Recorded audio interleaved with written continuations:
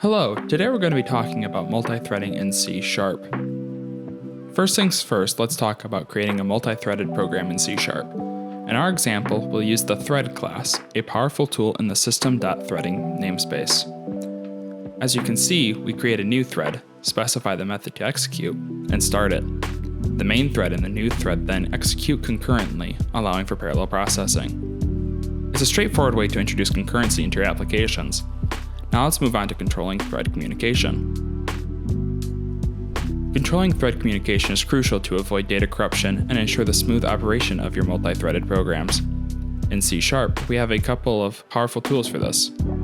One way is by using locks, specifically the lock statement. This ensures that only one thread at a time can access the section of the code inside the lock. This prevents race conditions and data corruption. By using locks, you can control access to shared resources and maintain data integrity in your multi-threaded applications. Another method is using blocking collection of your type. For safe communication between threads, it provides a thread-safe way to add and remove elements, as shown in our example. Blocking collection simplifies the process of passing data between consumer and producer threads, ensuring a smooth flow of information without the risk of conflicts. So there you have it, just a little deep dive into C# with multi-threading.